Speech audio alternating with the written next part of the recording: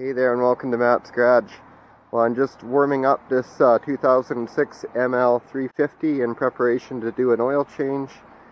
So that's the first step, is warm up the vehicle. I've already got the hood popped and I'll show you the rest here in a second. Now one thing with this vehicle is being a 2006 with the 272, the W272 V6 engine. You want to be watching for your balance shaft failure. That's one thing this engine is prone to. The gear on the balance shaft can prematurely wear out, and so that will eventually show on your dash lights as a timing issue. But the first sign would be a rattle in the engine. So there's no rattle in this engine. That's a real good sign, but I'm going to take one extra step to monitor the situation, and I'm going to strain my oil through a really fine strainer, and this will show me if there's any metal particles in the oil or anything, and there definitely would be. If that sprocket is breaking down in there, it's going to leave metal in the oil. So if I don't have any metal in my oil, I should be good for a while on that.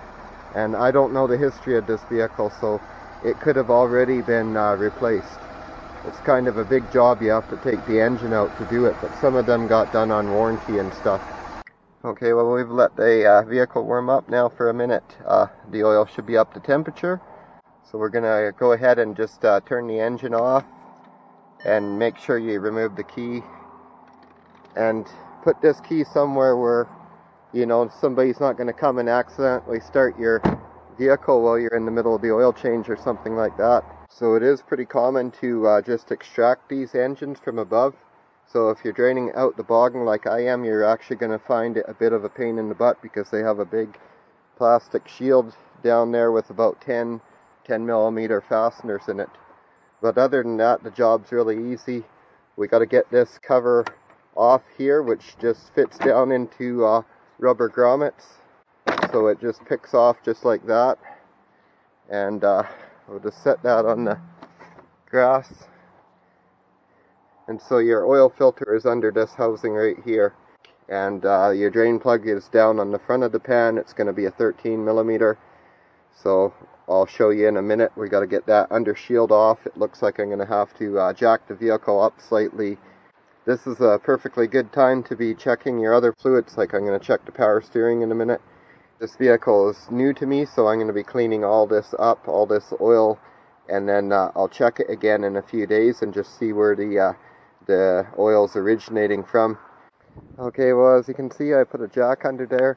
I didn't jack up till the wheels came off the ground or anything like that. I just wanted to get enough space to run my impact under here.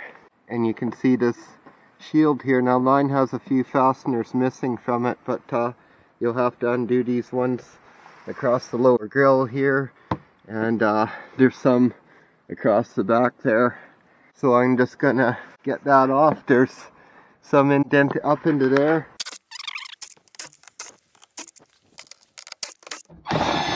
And some of them aren't connected to it, like that one. It's not connected to it, but I believe, yeah, these are. So no choice here. And those ones are different bolts there, so pay attention to that. Putting back in the right place. One right there. That might be the end of it. And then you can see the cover kind of slides out from under that grill piece. And then that's your drain plug right there. So I put the jack under the left side of the vehicle so that it would tip up the left side, and that makes that the lower point. So now the oil will all drain out nicely. So before we take the drain plug out, we'll just pull the dipstick up just like that, just to allow some air. Just make sure you don't get dirt in there. I got like pine needles and stuff blowing around today, so I don't want to like leave the oil cap open or anything, but you want to vent that. Now what I'm going to do, like I said, I want to strain my oil, so this is a 190 micron paint strainer. So I'm going to strain my oil through that. If no metal collects up in there, I should be good for a while with this engine. Got my drain pan set up in my 13mm on my ratchet there. You don't want to use the impact for the drain plug for sure. So I'm just going to break the drain plug loose, lefty-loosey of course. It's a good sign it wasn't over torqued. This is a little tricky, but like the world's longest drain plug.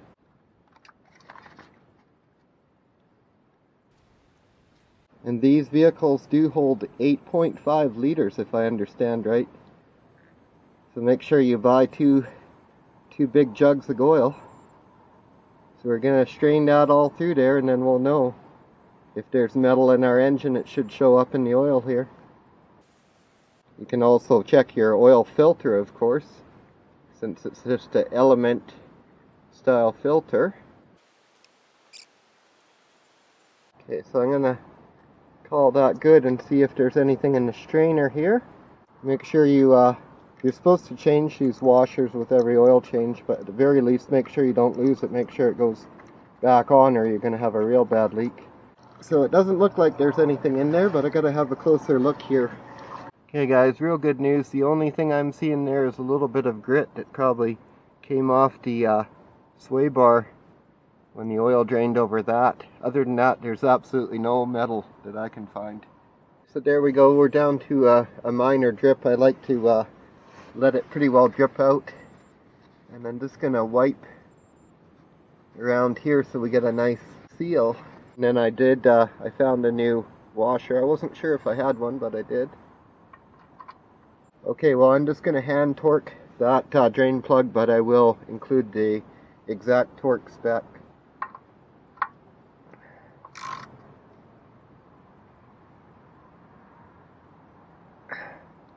Okay, that should be plenty. Here we are many hours later because I just cleaned up and degreased everything, especially around the filter here before I take the housing off. I want to have that all clean and around the cap and everything. So I did all that, and I'm going to change the air filter soon. So I just went ahead and just hit this all with some detailer so there wasn't dust and stuff getting tracked around. And I got the belly pan all cleaned up both sides and degreased, and all under the engine there is all degreased. Now it's time to get this filter changed. If you're replacing filters on a Mercedes, always make sure you use a man filter. That's the manufacturer recommendation, so that's the correct filter number for this vehicle. I believe it fits a lot of Mercedes models. And there's a bunch of O-rings in there. There's 3 O-rings you're going to have to change once you get this housing off. So I'm going to go ahead and get this off, and it should be a hand loosen deal, but if you need to use a wrench, use one of those smooth band wrenches or one of the hexes that fit here properly. Don't use like the plier kind, because you'll probably crack the housing if you do that. I was hoping I could get it loose with my hands. Okay, it looks like I'm going to need a filter wrench. I just actually went and found this lid here. Looks like that'll sit over there perfectly, so when I get that housing off, I'll just drop that on to seal it up. So I just got this style of wrench, and we'll get that broken loose here.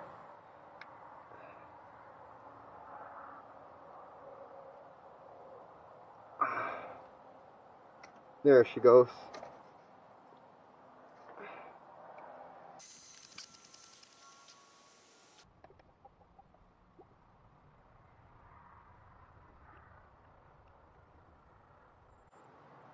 And if you just turn this way up, it doesn't make any mess at all. Okay, so I'm going to try my little trick here. Just put that over. Okay guys, so here we go. Doesn't look like they used a man filter last time, but whatever. It looks pretty clean regardless. But there are 3 O-rings we have to change. One right here, and then one right here. Okay, I just got a little hooked pick like that, and actually I think we can pull this off first. Yeah. So there's your filter off. Just put that down there. And then I always am careful when I take O-rings off not to scrape the housing, so kind of just gently work it under it. and work it off. Now just be careful when you put this O-ring back on, because some people mess up and put it in the little notch below. There's like 2 grooves there, but it goes in the upper one. There we go. There we go. So those are both the same size. And then there's one big one here that seals the canister to the engine basically.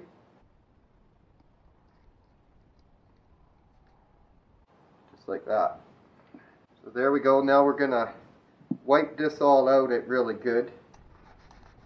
I know most people don't bother with this step, but somebody's probably never done this, so there could be sludge in here. Okay, so an O-ring there, an O-ring there, and an O-ring there. So there we go, made in Germany. That's what we want to see. So here's our O-rings, and there's even instructions. Okay, so we'll actually just get a little oil out of the bottom of that and just use it to lube up our new O-ring here.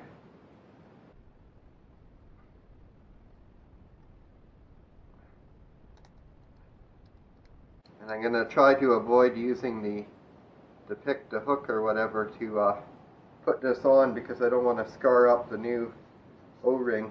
So there we go. And then for these, you want to make sure, because there's different sizes. Those are for other Mercedes vehicles. So I believe the 2 we want are these, and you just want to match them up with the 2 that came off of there. So these 2 are not needed.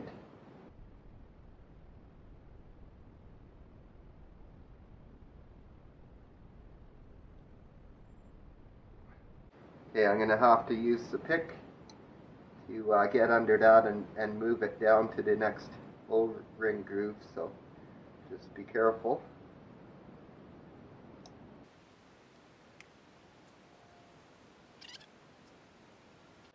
Now just this one. I got enough oil on my hands at this point to lube them up.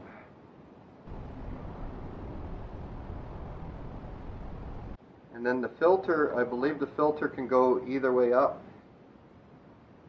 I can't see any discernible difference other than the writing, the filter numbers on the top, so that should face up, I would think.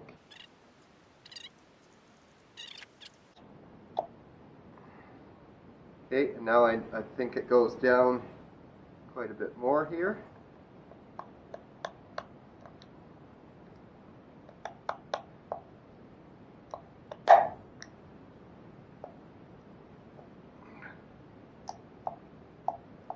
Okay, I believe that's fully seated in there. You can see that. So now we're going to go put it back in the vehicle. And it's basically just put it in there and thread it down and hand tighten it. There is a torque spec on this. It actually says right here 25 Newton meters. So I will put what that is in foot-pounds for all you Americans, and we'll get this threaded in there.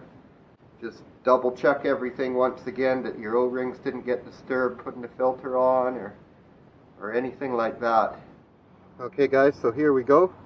Pretty simple. Just make sure there's no dirt around this housing or anything.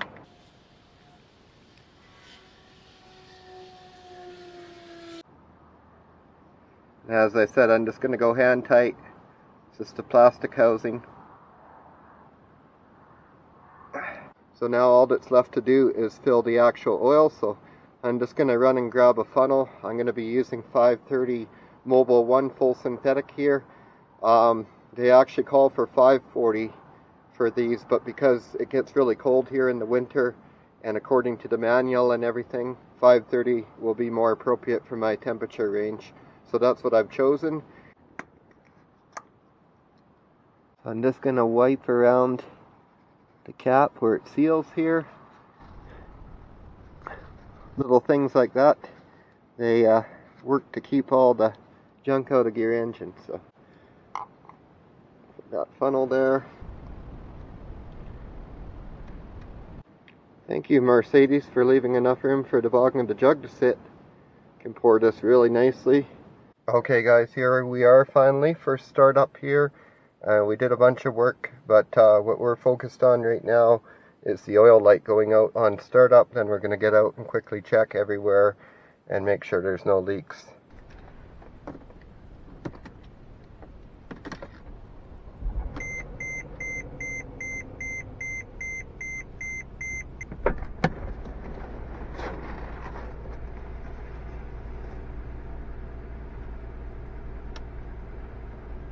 You just want to check all around your oil filter there, of course, and everything.